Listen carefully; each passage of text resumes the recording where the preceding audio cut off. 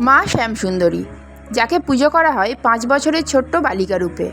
তাই ভক্তরা মাকে পুজো দেন ক্যাডবেরি দিয়ে। ফলহারিণী অমাবস্যায় মা কোন বিশেষ রূপে সাজেন, তার সাথে সামনের স্নানযাত্রায় ভক্তদের কোন কোন নতুন নিয়ম পালন করতে হবে, এই সবই জানাবো এই ভিডিওর মাধ্যমে।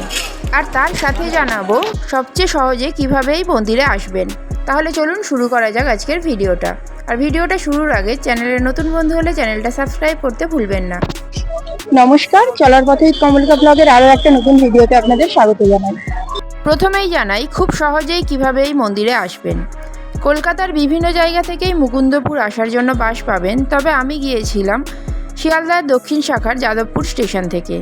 প্ল্যাটফর্ম থেকে বেরিয়ে মাত্র 30 সেকেন্ডের মধ্যেই সিঁড়ি দিয়ে উঠে আসুন সুকান্ত সেতুর ওপরে।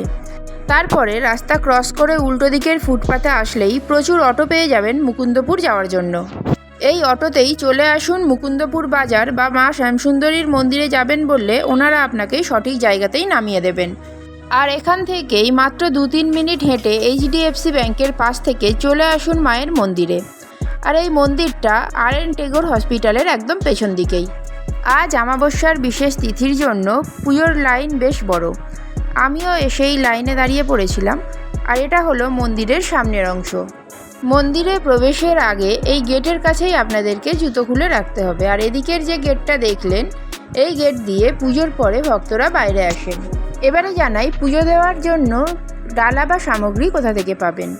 এখানে পুজো দেওয়ার জন্য প্রসাদের ডালা মন্দিরের সামনেই এই অস্থায়ী দোকানগুলোতে পেয়ে যাবেন।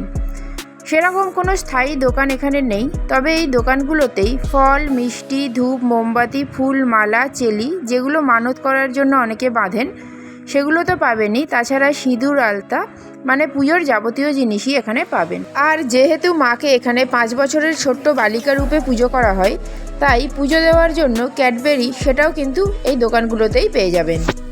মূল মন্দিরে প্রবেশের আগে প্রথমেই চোখে পড়বে নৃসিংহদেবের এই মূর্তিটি। আর তার পাশে একটি ত্রিশূল। ওই গাছগুলিতে ভক্তরা নিজেদের মনস্কামনা জানিয়ে লাল চেলি বেঁধে দেন। আজ বিশেষ পুজো, মন্দিরে বেশ ভিড়, সেই কারণে এখানে ধূপ মোমবাতি জ্বালাতে দেওয়া হচ্ছে না। তা না হলে এখানেই ভক্তরা ধূপ মোমবাতিও জ্বালাতে পারেন। আর এর ঠিক পাশেই আছে একটি শিবলিঙ্গ। এই নৃসিংহদেবের মূর্তির সামনেই আছে মন্দিরের মূল প্রবেশদ্বার। প্রায় 1.5 ঘন্টার লাইনে দাঁড়ানোর পরে মূল মন্দিরের প্রবেশদ্বারের কাছে এসে পৌঁছেছি। এবারে মন্দিরে প্রবেশ করব, কিন্তু সাধারণ দিনে এলেও আপনারা হাতে কিছুটা সময় নিয়ে আসবেন, কারণ এখানে পুজো দিতে গেলে প্রত্যেকেই নিজেদের নাম গোত্র বলে মন্ত্র উচ্চারণ করে পুজো দিতে পারবেন, তাই বেশ কিছুটা সময় লাগবেই। আর আপনারা যদি অঞ্জলি দিতে চান তাহলেও কিন্তু এই মন্দিরে অঞ্জলিও দিতে পারেন।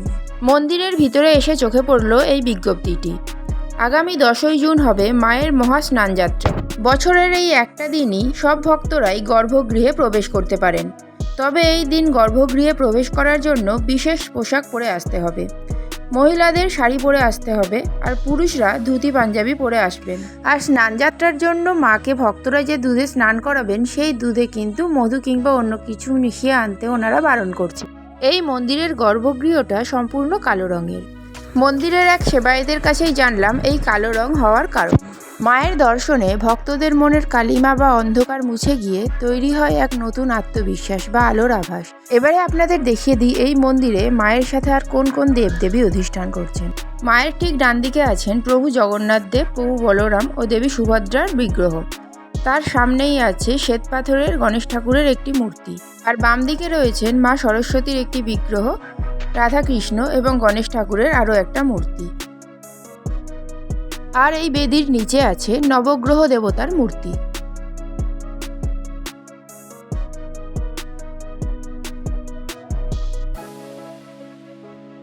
আর গর্ভগৃহের ঠিক ওপরে আছে এই সুন্দর ঝাড় লণ্ঠনটি, যার আলোতে সমগ্র গর্ভগৃহটা আলোকিত হচ্ছে। আজ মাকে সাজানো হয়েছে গোলাপি রঙের বেনারসিতে, তার সাথে গোলাপি ফুল ও মালাই। গলায় আছে 108টি লেবুর একটি মালা। বলা হয় আজকের দিনে ভক্তরা এই মালা মাকে নিবেদন করেন, যা 3 দিন মায়ের কাছে থাকার পরে আবার ভক্তদের ফিরিয়ে দেওয়া হয়। এবং সেই মালা বাড়ির দরজায় লাগিয়ে রাখলে মা অবশ্যই সেই বাড়িতে একবার দর্শন দিতে যান। আর এই লেবুর মালা ছাড়াও আজকের দিনে ভক্তরা মাকে ফল নিবেদন করতে পারেন, কিন্তু এই ফল নিবেদনেরও একটা বিশেষ নিয়ম আছে। ভক্তরা তাদের মনস্কামনা পূরণের জন্য যে ফল মাকে নিবেদন করবেন সেই ফল তারা 1 বছর আর খেতে পারবেন না। দুপুর 1টার পরে মাকে ভোগ নিবেদন করে পুজোর শুরু হলো। অন্যান্য দিনে দুপুর 1টা থেকে 4টে পর্যন্ত মন্দির বন্ধ থাকলেও আজকে আর মন্দির বন্ধ হবে না, কারণ এই বিশেষ পুজোর জন্য প্রচুর ভক্ত এখনো বাইরে অপেক্ষা করছেন। মাকে ভোগ নিবেদন আর পুজোর জন্য কিছুক্ষণ ভক্তদের থেকে পুজো নেওয়া বন্ধ ছিল। আর সেই সময়ে সৌভাগ্যক্রমে মন্দিরের গর্ভগৃহের একদম সামনে থাকায় মায়ের এই পুজো দেখার সৌভাগ্য হয়েছিল, আর সেটাই ক্যামেরা বন্দি করে আপনাদের সামনে তুলে ধরলাম।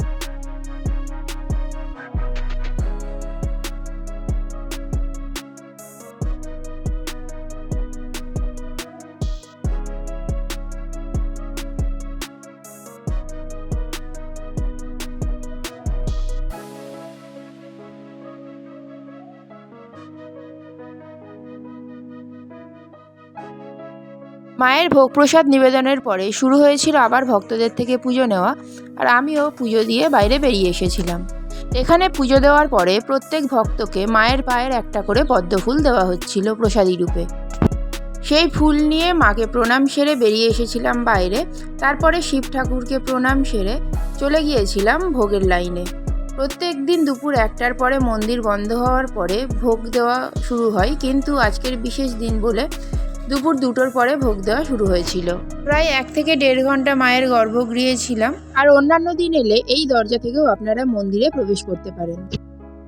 ভোগের লাইনে দাঁড়িয়ে থাকতে থাকতেই বৃষ্টি এসে গিয়েছিল, আর এই লাইন দিয়েই সামনে হাতে ভোগ প্রসাদও পেয়ে গিয়েছিলাম। আজকের ভোগে ছিল খিচুড়ি, আলুর দম, ফল, মিষ্টি আর ক্যাডবেরি। ভোগ প্রসাদ খেয়ে প্রসাদের থালা নির্দিষ্ট ডাস্টবিনে ফেলে সামনের পুকুর থেকে হাত মুখ ধুয়ে ফিরলাম বাড়ির পথে। তখনও পুজো দেওয়ার জন্য মন্দিরের বাইরে দীর্ঘ লাইন। আজ তাহলে ভিডিওটা এখানেই শেষ করছি। মায়ের এই বিশেষ পুজোর ভিডিও আপনাদের কেমন লাগলো অবশ্যই কমেন্ট করে জানাবেন, আর ভালো লাগলে লাইক, শেয়ার আর সাবস্ক্রাইব করতে ভুলবেন না। আজ তাহলে আসি, দেখা হবে খুব তাড়াতাড়ি নতুন একটা ভিডিও।